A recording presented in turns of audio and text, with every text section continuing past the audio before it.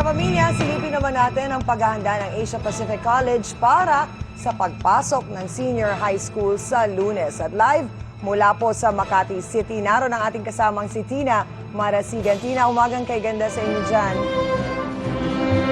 Ayan, so aming umagang kay ganda, nakaka-good vibes ang pagbati sa atin ngayong Thursday morning ng APC Strings dito sa Asia Pacific College sa Magallanes. And speaking of maaga, kasabay nga ng ilang mga pribadong mga eskwelahan, ay nagsimula na ang kanilang klase simula pa noong Lunes bago pa man ang karamihan na first day ng klase sa majority ng mga paaralan sa June 13. Aba, eto, maaga nang nagsipagising ang mga students dito at nagsimula na nga ang kanilang klase noong Lunes. Alam nyo ba, senior high school ready na rin ang Asia Pacific College kung saan available sa mga estudyante ang academic track na isa sa 4 na tracks na mandato ng DepEd. Pero alam mo ba, pang-4 na taon na po rito ng senior high school. So 4 years na silang nagsasagawa dito ng senior high school dahil sila po ay nagsimula as early as 2012. At kaugnay niyan, makakausap natin ngayong umaga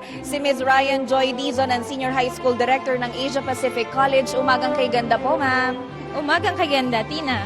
Ayun, maganda po ang ating panimula ngayong week dahil maaga pong nagsimula ang ating klase para po sa trimester na academic year ng Asia Pacific College. Pero 2012 pa po ninyo binuksan ang inyong senior college level. Bakit po mas maaga ng 4 years kumpara po sa majority ng mga paaralan na magsasagawa na nito ngayong taon? Ang Asia Pacific College ay isang college institution. So, nung pinag-uusapan na ang K-12, kailangan preparado po kami para sa 2016 kasi po walang papasok na freshmen by June 2016. So, pinaghandaan po talaga ng Asia Pacific College. Kaya ngayon, naka-full blast na po kami, handang-handa na para sa year 2016-2017. At yun na nga, nagsimula na kami nung Monday, June 6, first day of class. At kamusta naman po yung turnout o yung paglaki ng student population sa senior high school level? Tumataas po ba ito? Kumpara po ng 2012, sobrang taas kasi dahil full implementation. So, noong 2012, hindi pa siya required. Ngayon, meron na kaming 524 kumpara sa less than 30 noong 2012.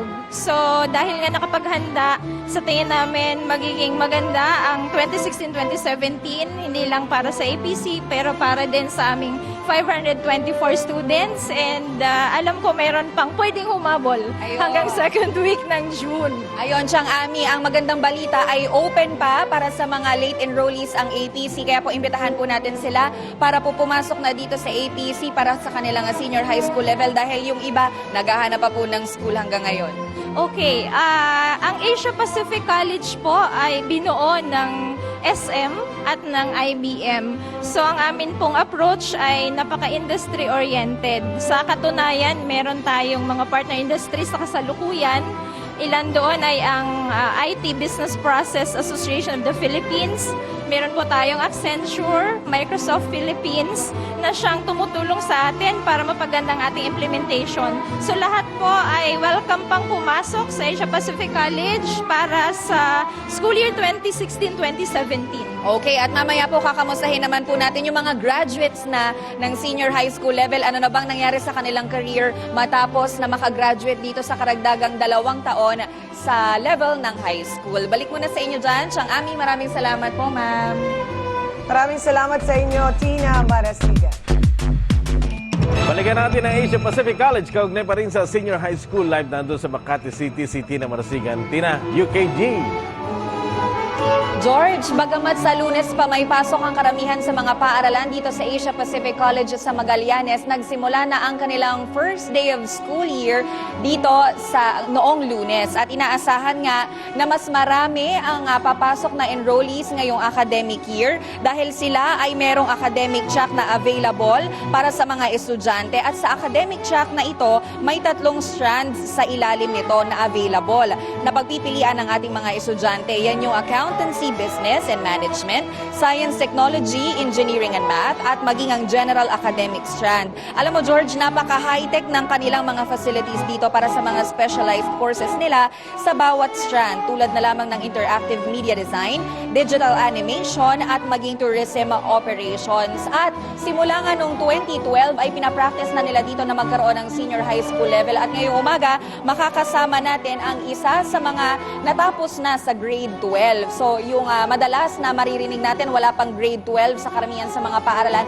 Pero dito meron nang nagtapos ng grade 12 at nasa internship level na siya. Si Glenn Ford Doblas, natapos na siya ng grade 12. At si Katrina Ormatam, incoming grade 12 student naman. Umagang kay ganda sa inyong dalawa. Glenn Ford, ang gusto kong malaman sa'yo, 2012 pa lang nagsimula ng APC para sa kanilang senior high school level. Pero ikaw, kinuha mo siya 2014, way earlier than the first batch na sinasabi o mandato ng DepEd.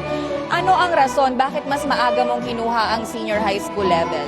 Mas maaga ko pong kinuha ang senior high school kasi po gusto ko po talaga makapag-work agad after the program. And with the help of the internship po that the APC Senior High School offers, na-equip po kami to prepare us to enter the industry world po. So si Glenn Ford, ine-expect niya na matapos ang inyong internship ngayong SEM, ikaw ay magtatrabaho bago mag-college. Yes po, magtatrabaho po muna ako tapos po magka-college po ako after. Alright. Ito naman si Katrina, incoming grade 12 student. Ano ang iyong expectation ngayon na papasok ka na sa pangalawang level ng senior high school? Ngayon po na-excite po ako kasi ngayon pa lang po ako mag-intern and also graduating na rin po. And nakaka-excite po siya kasi po to know that after ko po matapos yung senior high school program, diretso na po ako sa college dito sa APC. Maraming salamat sa inyong dalawa and good luck sa pagpasok nyo sa inyong mga careers matapos ang grade 12. Ayan. At inaasahan nga na mas tataas pa ang bilang ng mga magsisipasukan na enrollees dito sa APC ngayong darating na semester dahil open pa po sila hanggang second week of June para sa mga late enrollees. At ipinagmamalaki nila na yung mga natapos na ng grade 12, 70% sa kanila ay hired na. Kaya itong dalawang ito, abangan natin sila sa kanilang mga careers. Malay mo, mag-apply ito sa ABS-CBN. George? Thank you very much, Tina Marasigan.